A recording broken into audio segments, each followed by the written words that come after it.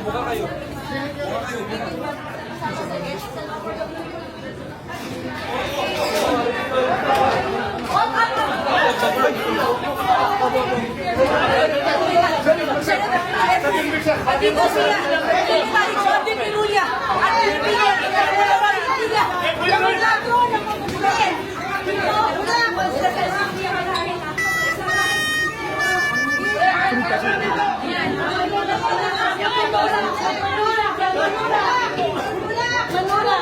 Palabas na ako eh. Nag-usap lang kami ni Senator Win.